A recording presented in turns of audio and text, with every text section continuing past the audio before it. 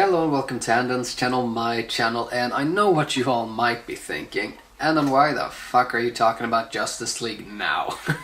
It's been a while. Didn't it come out like in November or something of last year? Well, here's the deal. The movie came out this month on digital, so I'm only able to watch it now. I didn't see it in the cinema because I live in Germany and it's hard, and honestly I wasn't really that like, I have to go and see this movie. To be fair, I didn't see Thor Ragnarok in the cinema either, so I'm not that biased. But anyways, here we are with Justice League. It's been a while now, and I've heard all of the criticism, and knowing all of the shit, you know, that people have been saying about this movie, and knowing all of the criticism and the positive things that people say, my expectations going into this movie was of course very different to when you were like going out to watch it in the cinema. Here I am in the comfort of my own home, just like, you know what, I'm gonna have a good time and just watch some Justice League. Did I absolutely hate this movie?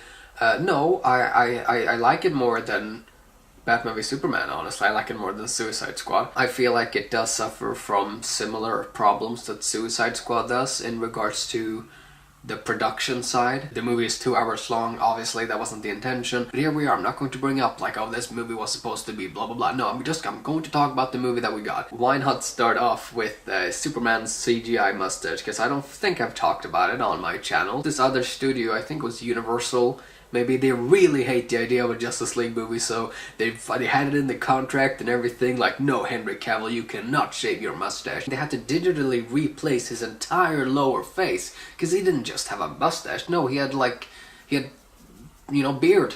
I feel very bad for the visual effects team who had to do that. I mean, just imagine being in the office that day, you're already like pushing hard because of the deadlines, and then you're just like, hey, we're gonna have to CGI Superman's mustache. By the way, you're not gonna get paid more for this at all. Can't imagine that being a fun day at the office. But the idea of a kid filming Superman, talking to him through an iPhone, I think it's a very cute thing. I actually like that scene.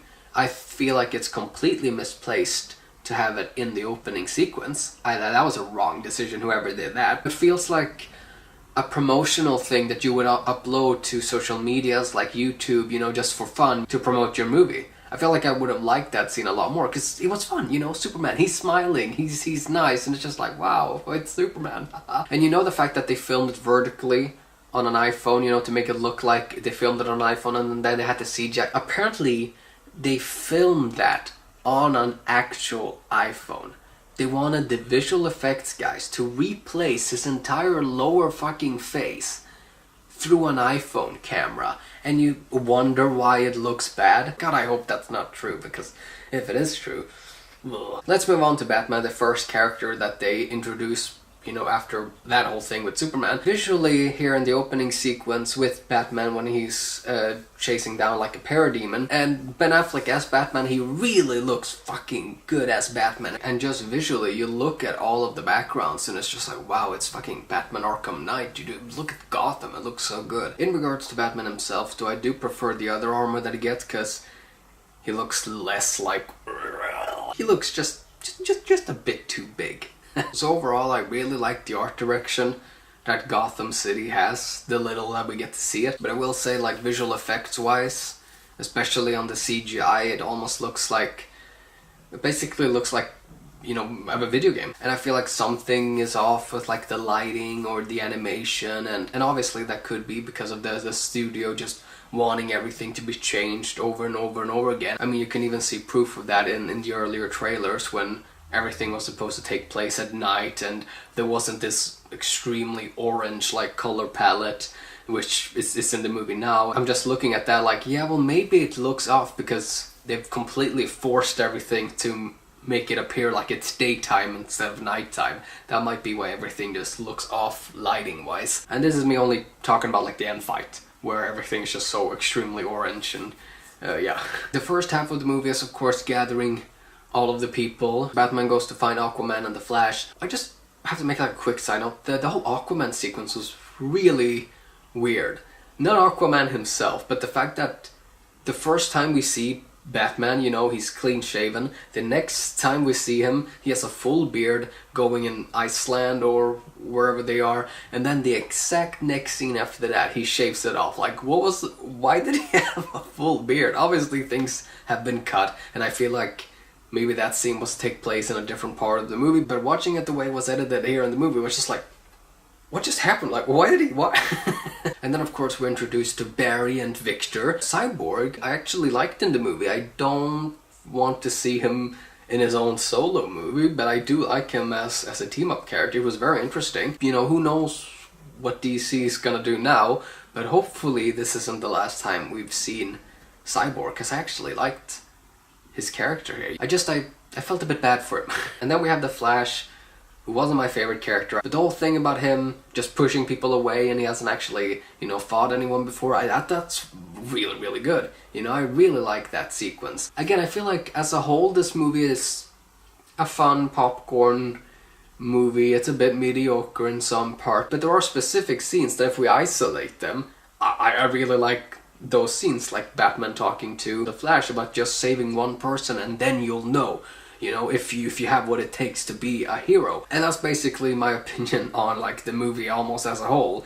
You know, I like some sequences, but as a whole it's just like Wonder Woman was way more two-dimensional than she was in her own movie. She's still upset about Trevor apparently, even though it's been 100 years. They tried to explain away like why she hasn't been there throughout the entire century, but it feels a bit like, yeah, okay. And then Aquaman, I don't know. I'm not really excited for his own movie, but we'll see what happens. He didn't really make that big of an impression for me in this one. I will say that the one sequence I really liked was of course the flashback sequence, and it's about how Steppenwolf was defeated the first time, and apparently they needed the tribes of man, the Amazon, Atlanteans, Green Lanterns, and actual Greek gods. Like we saw Zeus, we saw like Artemis, I think, with the bow and arrow, and that was just like, what the fuck? And in the middle of that flashback, I was just like, I want to watch that movie. Where's that movie? That was awesome.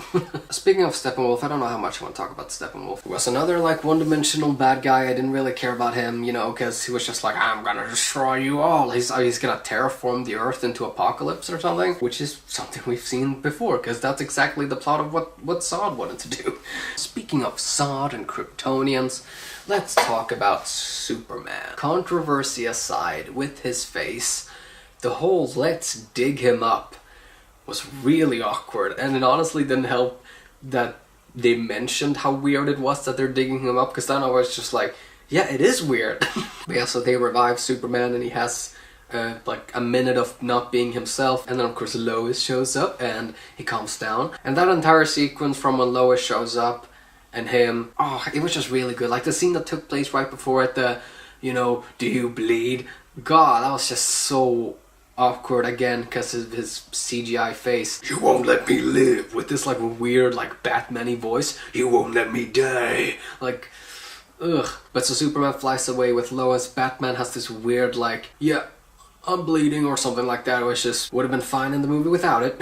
But then we have Lois and Clark on the farm. I really liked it. Him talking to Lois, and it's just like, you know, drama and sweet, you know, it's cute. And then when Superman, you know, he comes in to save the day and he's smiling, and the costume, you know, it's so bright and blue, and then we have him and Cyborg, they're laughing, and I was just like, wow, I feel like this is the first time I felt that like Henry Cavill is Superman. I didn't expect that going into this movie, that I would have won a Man of Steel too, but now I do. I don't really care about Cyborg or Aquaman or The Flash. I want to see the Wonder Woman and Batman sequel, sure, but I want to see another Superman movie. I actually liked the ending of this movie, even though it was very rushed. But Clark Kent being Superman, Wonder Woman saving the day of a crime and then stopping to talk to children and smiling, and it's just like, whoa, like what happened with the DC cinematic universe? Like now they're even more hopeful than the Marvel movies are,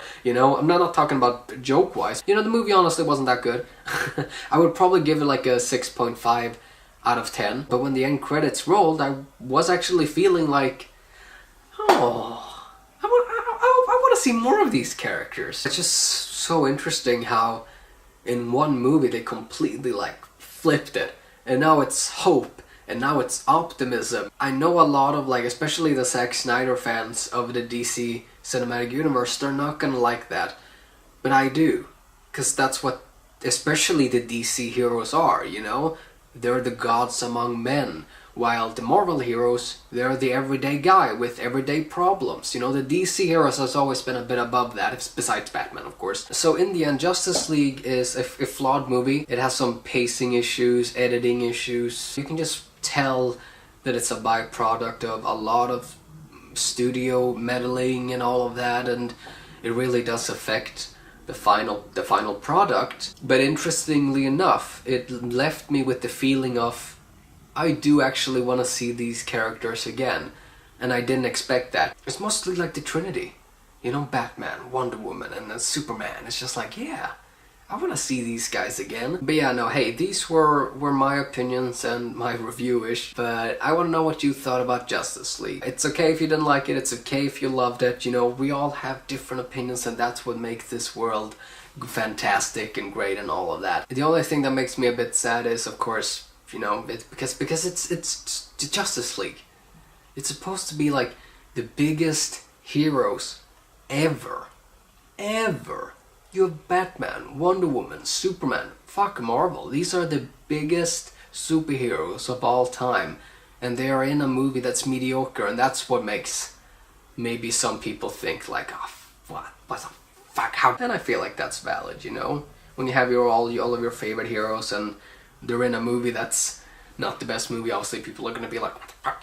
But yeah, now I want to hear all of your opinions about Justice League in the comment section down below, and what do you think about the future of the DC extended universe, cinematic universe? I don't know. Are you worried? Because I'm a bit worried, but we'll see what happens. Who knows? Blah. I'm gonna go on though, but I love you all and hope you all have a fantastic day, and goodbye.